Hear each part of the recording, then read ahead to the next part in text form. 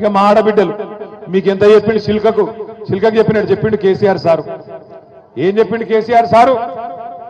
అన్న వస్త్రం కోసం పోతే ఉన్న వస్త్రం పోతుంది, కాంగ్రెస్ వాళ్ళు లంగలు మంచోళ్ళు కాదు నమ్మకుర్రి అని చెప్పిండు. కాంగ్రెస్ వాళ్ళు ఏమో మీకు మంచిగా అందమైన కబుర్లు చెప్పిరి. ఏమన్నారు? నెలకు 2500 పడతాయన్నారు. పడ్డాయా లేదా? పడ్డాయా? ఒక్కలకన్నా 100 రోజుల్లో 6 గ్యారంటీలు అమలన్నారు. 100 రోజుల్లోనే 6 గ్యారంటీలు అమలు చేస్తా అన్నారు. మరి మీ ఒక్కొక్కరికి ఎంత బాకీ ఉన్నాడు ఎరికేనా రేవంత్ రెడ్డి?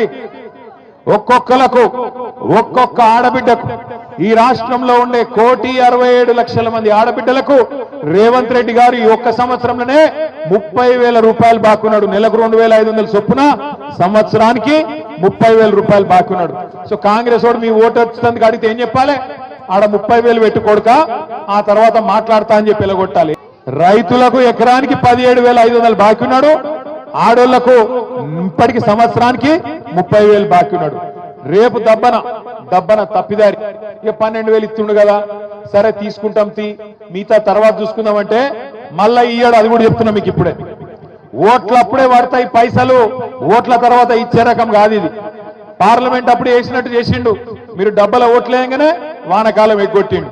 మళ్ళా ఇప్పుడు సర్పంచ్ ఎలక్షన్ల జెడ్పీటీ సెలక్షన్ల ఓట్ల కోసం వేసినట్టు చేస్తాడు, తర్వాత ఎత్తుకపోతాడు, మళ్ళా కనబడాడు, మళ్ళా 4 ఏళ్ల దాకా పత్తకున్నాడు. అందుకే చెప్తున్నా ఇప్పుడే పట్టుకోవాలి గట్టిగా.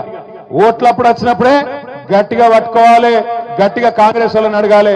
ఏమాయ కొడక రైతు భరోసా ఎడవైంది, రైతు బీమా సంగతి ఏంది, రుణమాఫీ సంగతి ఏంది, మాకు ఆడబిడ్డలకు బాకీ పడ్డవు 30,000 దాని సంగతి ఏందని అడగాలి. ఇక చెప్పుకుంటూ పోతే చాలున్నది. 4-5 లక్షల లగ్గాలైనాయి తెలంగాణలో ఈ సంవత్సరంలో. ఒక్కొక్క లగ్గానికి ఎంత బాకీ ఉన్నాడు రేవంత్ రెడ్డి? మరి తులం బంగారం దొరకలేదా? బంగారం షాపుడు ఇత్తలేడా? లేకపోతే నిన్ను నమ్ముతలేడా? లేకపోతే ఎందుకు పోయింది తులం బంగారం? ఎంతున్నది ఇప్పుడు తులం బంగారం? స్థిరమైందా? ఎంత అయింది ఇప్పుడు? 80,000 అయిందా? 80,000 అయిందా? అగో 5 లక్షల మంది ఆడబిడ్డలు పెళ్లిళ్ళు చేసుకున్న వాళ్ళు మీకు ఒక్కొక్కరికి 80,000 రూపాయలు బాకీ ఉన్నాడు రేవంత్ రెడ్డి. కాంగ్రెస్ వాళ్ళని అడగాలి, తులం బంగారం ఏడవాయ కొడుకా అని అడగాలి. 6 గ్యారెంటీలు అన్నాడు. ఇగో చిన్నమ్మ చెప్తాంది, సిలిండర్ ఫ్రీగా వస్తుందా మీకు? 500కు ఇస్తాను కదా, వస్తుందా?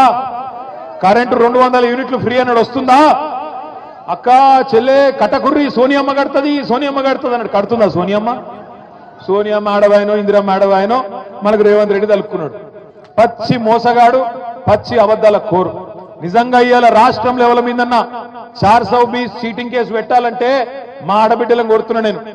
100 రోజుల్లో ఇస్తా అని చెప్పి సంవత్సరం అయినా ఇయ్యనందుకు మొత్తం ఆడబిడ్డలు పెట్టాలి రేవంత్ రెడ్డి మీద చీటింగ్ కేసు, రాహుల్ గాంధీ మీద పెట్టాలి చీటింగ్ కేసు, కాంగ్రెస్ వాళ్ళ మీద పెట్టాలి గ్యారెంటీలు అని చెప్పి మాట దన్నినందుకు కేసులు పెట్టాలి.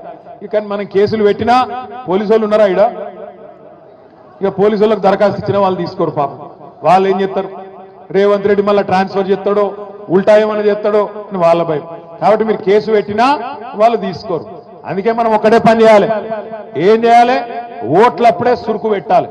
మళ్ళా ఓట్లకు వస్తారు, ఎక్కువ దూరం లేదు.